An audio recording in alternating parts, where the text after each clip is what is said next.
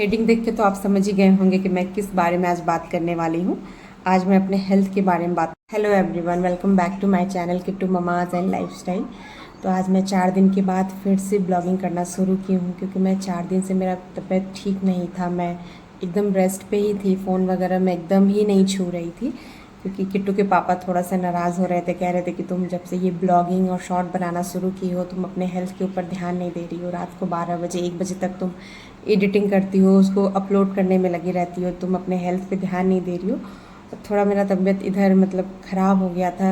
Last मैंने I think एक सत्यनारायण भगवान के कथा में गया था, तो वहाँ मैंने अपना लास्ट वीडियो आपको अपलोड किया था मैंने। तो मेरा तबीयत थोड़ा सा ठीक नहीं चल रहा था। आप लोग यही सोचते होंगे कि ब्लॉग आता रहता है, शॉर्ट वीडियो आता रहता है, फिर अचानक गायब हो जाती है, पता नहीं कहाँ चल जाती है, कुछ समझ नहीं आता है। मतलब गायब ही हो जाती है, कुछ इन्फॉर्मेशन नहीं रहता, कुछ नहीं रहता। मैं अचानक कहाँ कर चली जाती हूँ, कोई ब्लॉग कोई शॉर्ट वीडियो वगैरह नहीं। तो आज मैं सोच रही थी कि आप लोगों को बताऊँ मैं मेरे अक्सर मेरा तबीयत क्यों ख़राब हो जाता है, मैं मेडिसिन इतना क्यों खाती हूँ। मैं काफ़ी दिन से सोच रही थी आप लोगों को बताऊं, और मैं कंटिन्यू क्यों नहीं रह पाती हूँ ब्लॉग में या शॉर्ट वीडियो वगैरह में कंटिन्यू क्यों नहीं रह पाती हूँ।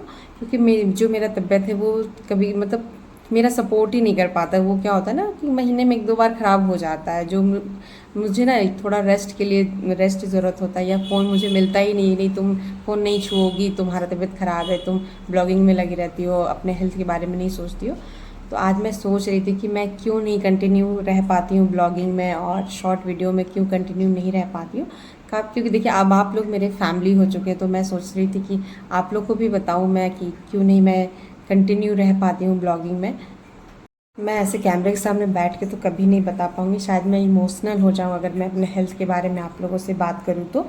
लेकिन क्या करूँ, बताना ज़रूरी भी है, क्योंकि मैं बीच बीच में गैप हो जाता है। तो मैं जब भी गैप लूँ तो आप समझ जाओ कि शायद मेरा तबीयत ख़राब है, इस वजह से मैं गैप में हूँ, तो बताना ज़रूरी है। एक्चुअली मैं एक हार्ट पेशेंट हूँ, और मैं कंटिन्यू ये आई थिंक 4 साल होने जा रहा है, मैं 4 साल से कंटिन्यू हार्ट का दवाई खा रही हूँ। तो इस वजह से क्या होता है ना कि मेरी तबीयत बहुत अच्छा रहता है, बहुत ही अच्छा रहेगा, लेकिन सडनली तबीयत ख़राब हो जाता है, जो मुझे खुद भी नहीं समझ में आता कि मेरी तबीयत क्यों अचानक ख़राब हो जाती है। तो तो यही होता है, मुझे खुद भी नहीं पता रहता कि मैं कुछ देर बाद मेरी तबीयत ख़राब हो जाएगी, या मैं बहुत ज़्यादा क्या बोलती हूँ एकदम बेड रेस्ट पे चल जाती हूँ, मैं एकदम थक, मेरी बॉडी पूरी वीक हो जाती है। मैं क्या बोलूँ, खुद में एक्सप्लेन ही नहीं कर पा रही हूँ। मैं आपको कैसे बताऊँ कि मेरी तबीयत, मैं कहाँ से शुरू करूँ, मुझे कुछ नहीं समझ में आ रहा है। कि जब मेरी शादी हुई उसके बाद में ये प्रॉब्लम थी, या उससे पहले थी, मुझे उससे पहले थी ये तो नहीं मुझे पता था, लेकिन शादी के बाद मुझे ये किट्टू होने के बाद ऐसा प्रॉब्लम कुछ शुरू हुआ मेरे हेल्थ के साथ, जो मुझे भी नहीं पता था। लेकिन डॉक्टरों ने बताया कि नहीं, ये बेबी होने की वजह से ऐसा होता है। तो किट्टू जब होने वाले थे, तो उस दौरान जो लेबर पेन होता है, तो वो लेबर पेन ऐसा होता है जो हर एक लेडीज़ बर्दाश्त नहीं कर पाती, जिसमें मैं खुद थी कि मैं वो लेबर पेन नहीं बर्दाश्त कर पाई। लास्ट में सिजेरियन ही हुआ था, लेकिन सिजेरियन के दौरान जो एक पेन होता है, वो पेन मेरी बॉडी को कहीं ना कहीं इफ़ेक्ट कर चुका था। तो वो मेरे जो हार्ट में कुछ पंप का प्रॉब्लम होता है, आई थिंक पंप जो बॉडी को, पूरी बॉडी को ब्लड सर्कुलेट करता है, वो पंप बहुत ही ज़्यादा सिकुड़ के 15% पे आ चुका था, जो कि मुझे भी नहीं पता, किसी को भी नहीं पता था। लास्ट में मैंने जब डॉक्टर को दिखाया तो उन्होंने कहा कि जो आपने इतना लेबर पेन बर्दाश्त किया है, इतना मतलब वो जो आपने चिल्लाया है उस दौरान, दर्द के दौरान जो चिल्लाया है, इस वजह से ऐसा होता है। तो उस तब से मुझे जो मेडिसिन स्टार्ट हुआ है, मेडिसिन मुझे यहाँ मतलब मैं जहाँ जमशेदपुर में रहती हूँ वहाँ से मेडिसिन मेरा नहीं हो रहा है। ब्रह्मानंद एक हॉस्पिटल है, वहाँ पे मतलब 2-3 महीने मेरा मेडिसिन चला था, लेकिन उसके बाद फिर हम लोग या भेलोर सीएमसी हॉस्पिटल है, वहाँ से मतलब मेडिसिन चल रहा है।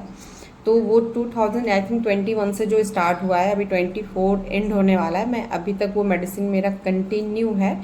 अब देखिए वो मेडिसिन कब ख़त्म होता है। तो तब से वो जो प्रॉब्लम स्टार्ट हुआ है ना, वो कुछ ना कुछ बीच में होता ही रहता है। मेडिसिन तो मैं खा ही रही हूँ, इम्प्रूवमेंट भी हो रहा है, ऐसा नहीं है कि इम्प्रूवमेंट नहीं हो रहा है, इम्प्रूवमेंट भी हो रहा है, सब कुछ हो रहा है। लेकिन क्या होता है कि बीच बीच में ना तबीयत वो ऊपर नीचे डाउन हो ही जाता है, या घर का काम को लेकर हो जाता है, या बच्चे को पढ़ाने या कुछ भी लेके हल्का सा भी मैं किसी भी तरह का टेंशन ले लेती हूँ ना, तो वो टेंशन की वजह से मेरा क्या होता है ना, तबीयत ख़राब हो जाता है। तो मेरा तो यही कोशिश रहता है 100 या 200% मैं किसी भी तरह का टेंशन ना लूँ, किसी भी तरह का टेंशन ना लूँ। मैं सिर्फ अपना जो मेरा डेली रूटीन है वो मैं करूँ, मैं आप लोगों से ब्लॉगिंग करूँ, शॉर्ट वीडियो बनाए, मैं अपनी खुशी के लिए करती हूँ जो मुझे अच्छा लगता है, ताकि मैं और भी कोई बाहर का किसी तरह का टेंशन ना ले सकूँ, या किसी भी फ्रेंड सर्कल या फैमिली मेम्बर का। मैं उससे, मेरे फैमिली मेम्बर उन सब चीज़ों से बहुत ही ज़्यादा मुझे दूर रखते हैं कि तुमको किसी भी तरह का टेंशन ना सुनने में ना आया है, या फैमिली का या फ्रेंड का या सर्कल का किसी का भी।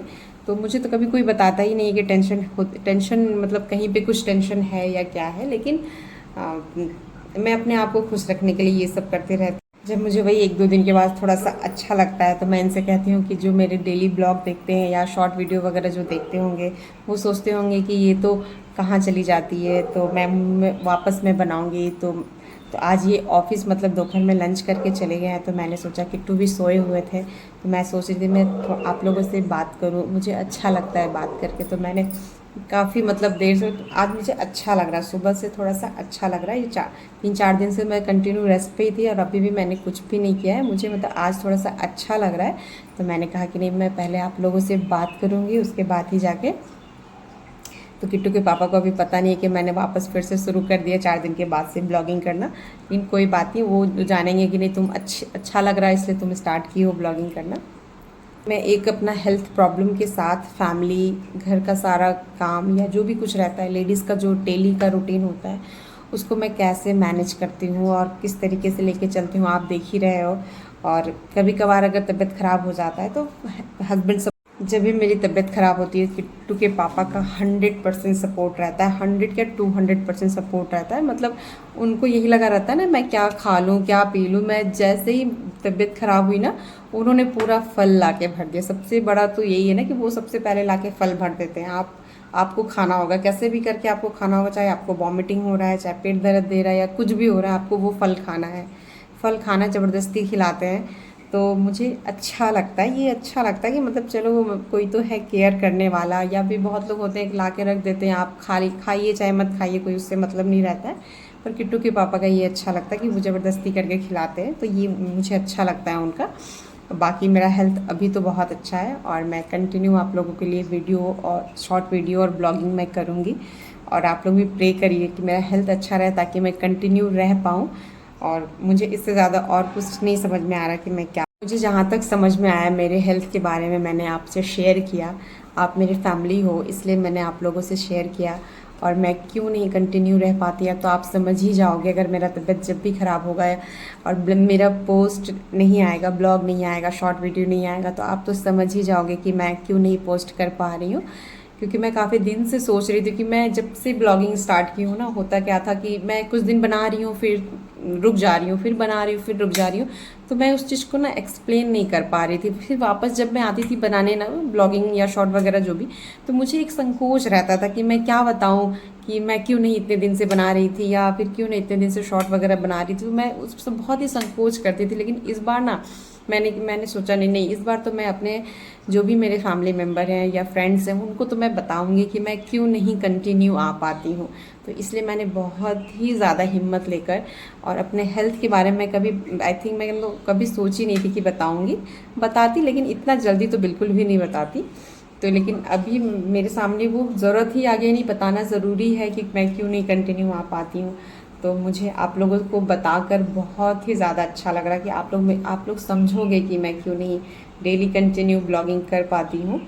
और तो आई होप आप लोग समझेंगे। अगर आप लोग मुझसे कुछ क्वेश्चन करना चाहते हैं या कुछ पूछना चाहते हैं हेल्थ के बारे में, कुछ बताना, कुछ टिप्स बताना चाहते हैं कि मैं किस तरीके से हेल्दी रह सकूं या मैं अपनी बॉडी में और इम्प्रूवमेंट ला सकूं, आप लोग को कुछ टिप्स होगा तो आप लोग ज़रूर मुझे बताइएगा। मैं वो ज़रूर करूँगी ताकि मैं उससे खुश रहूँ और हेल्दी रहूँ। सबसे इम्पॉर्टेंट है मैं हेल्दी रहूँ और अच्छे से रहूँ ताकि मैं डेली आप लोगों से बातें कर पाऊँ। तो चलिए गाइस, मुझे तो अच्छा लगा तो मैंने आप लोगों से बात कर ली आज। तो अगर मुझे अच्छा लगेगा तो मैं कल से ज़रूर कंटिन्यू ब्लॉगिंग और शॉर्ट वीडियो में आऊँगी। तो चलिए गाइस, मिलती हूँ आपसे नेक्स्ट वाले ब्लॉग में। तब तक के लिए bye bye, take care and lots of love. नमस्ते गाइस।